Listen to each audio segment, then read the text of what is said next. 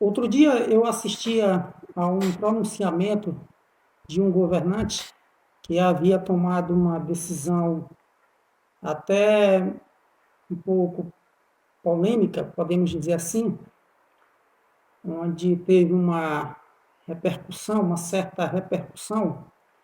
E ali aquele governante, ele se justificava dizendo que havia tomado aquela decisão porque a voz do povo é a voz de Deus. Aqui no nosso canal, eu gosto de trazer assuntos com os quais a gente está familiarizados, assuntos com os quais a gente se depara no nosso dia a dia. E em relação a esse assunto, a voz do povo é a voz de Deus. Existe essa crença, esse ditado por aí, e a gente vai analisar agora se de fato a voz do povo é a voz de Deus. Nós vamos analisar aqui à luz da Bíblia, à luz das Escrituras Sagradas. O nome do canal aqui é Francisco com a Palavra. Então, tudo que a gente fala aqui tem como base a Palavra de Deus, é embasado na Palavra de Deus. A voz do povo é a voz de Deus? É a pergunta que a gente faz nesse momento. Será que ao longo da história a voz do povo tem sido a voz de Deus? Quando eu abro a Bíblia e examino e vejo a história do povo, a trajetória do povo de Deus, as histórias contidas, registradas na Bíblia, será que eu consigo identificar a voz do povo como sendo a voz de Deus? Por exemplo, na época do dilúvio, eu pergunto, a voz do povo, do povão mesmo, da maioria, né? Foi a voz de Deus? Na época do dilúvio, a grande maioria, o povo, estava com a razão, eles estavam certos, eles estavam com Deus. A voz do povo, que viveram anterior ao dilúvio, naquela época, era a voz de Deus? Eu creio que não.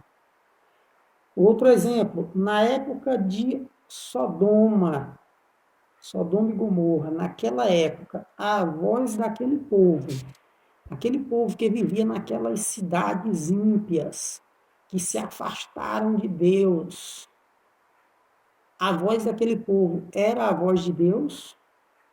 O que você acha? Não era. Na época do dilúvio, apenas 8 se salvaram, o restante, a maioria, a multidão, pereceram nas águas. Aqui na época de Sodoma e Gomorra, você, ao ler o relato sagrado, você vai observar que também bem poucos se salvaram lá de Sodoma, né? Pouquinhos. Então, em Sodoma, a voz do povo era a voz de Deus? Não era. Então, aqui a gente já começa a entender que, de acordo com a palavra de Deus, esse ditado aí, que muitas pessoas acreditam, tem pessoas que sinceramente acreditam nisso, né? A voz do povo não é a voz de Deus. Mas vamos um pouco mais à frente, né? Examinando aqui a palavra de Deus. Êxodo capítulo 23. Êxodo capítulo 23, versículo 2. Olha o que está escrito. Não seguirás a multidão para fazeres o mal. Não seguirás a multidão para fazeres o mal. É o que Deus nos diz aqui em Êxodo capítulo 23, versículo 2. Quero colocar apenas mais uma situação aqui, que eu esqueci aqui nessa lista. Na época da trajetória do povo de Israel ali no deserto, durante o período ali de cerca de 40 anos. Eu pergunto, a voz do povo foi a voz de Deus? A voz daquele povo era a voz de Deus? Um povo que murmurava, um povo que acusava, a Moisés, que foi escolhido pelo próprio Deus, um povo rebelde, um povo que testemunhou os sinais, as maravilhas, um povo que foi libertado lá do Egito, onde Deus operou tantos sinais, tantas maravilhas, Deus fez tanta coisa por aquele povo, mas o povo era rebelde, o povo não perdia uma oportunidade para acusar Deus, para acusar Moisés. Ah, Moisés, não tinha sepultura lá no Egito, não, porque você trouxe a gente para a gente morrer aqui nesse deserto. E o povo era um povo terrível, como a Bíblia diz, um povo de dura cerviz, um povo rebelde, um povo assim que. E Deus sabia da dureza do coração daquele povo. Tanto é que existia ali um trajeto, uma estrada mais perto, que Deus poderia ter conduzido eles por um local bem mais perto, mas Deus sabia que eles, no primeiro obstáculo, na primeira dificuldade, eles iriam voltar. Então a voz daquele povo lá no deserto era a voz de Deus? Não era, de jeito nenhum. Aquele povo era rebelde, se rebelaram. Tanto é que daqueles de 20 anos para cima, apenas quem entrou foi Josué e Caleb. O restante, aquela geração inteira, morreu ali no deserto durante aquela caminhada. Então, meus queridos, quando a gente abre a palavra de Deus, a gente percebe que a voz do povo não é a voz de Deus, a voz da maioria não é a voz de Deus. E é o que a Bíblia nos diz aqui, o que Deus nos fala aqui em Êxodo, capítulo 23, versículo 2: Não seguirás a multidão para fazeres o mal. Porque tem gente que se deixa levar pela multidão. Se a multidão está indo naquele rumo, a pessoa vai junto. Ah, é a multidão, está com a maioria. Então, a maioria está com a razão. Quando eu olho para as escrituras sagradas, quando eu olho para essas histórias, esses relatos, eu percebo claramente que a voz do povo não é a voz de Deus. E a gente precisa estudar a palavra de Deus, a Bíblia Sagrada, porque, infelizmente, muitas pessoas se deixam levar por esse tipo de coisa. Olha só o que foi que Jesus falou aqui em Mateus capítulo 22, verso 29.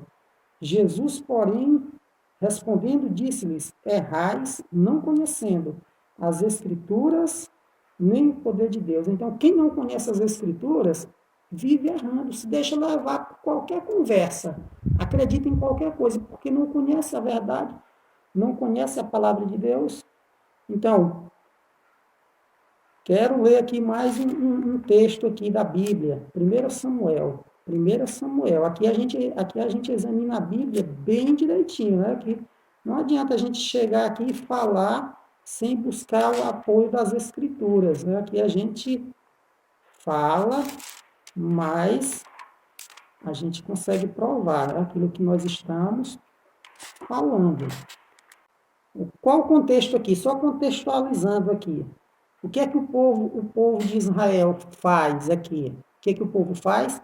Aqui, contextualizando mais um pouco, quando Deus escolheu o povo de Israel para lhe ser o seu povo próprio, de acordo com Deuteronômio capítulo 7, versículo 6, Deus não escolheu porque eles eram uma nação numerosa, um povo grande, não, de jeito nenhum, era um povo pequeno, era o menor dentre os povos, podemos dizer assim, mas Deus amou esse povo. Qual era o propósito de Deus ao escolher o povo de Israel? Qual era o propósito? O propósito era que o povo de Israel pudesse ser uma nação modelo, uma nação modelo. Tanto é que Jerusalém, ela foi colocada ali num local, era situada ali num local bastante estratégico. Todas as nações ali costumavam passar por Jerusalém. Então, era para ser uma nação modelo, um povo exemplar, um povo em que as pessoas, as outras nações pudessem olhar e dizer, esse povo é diferente.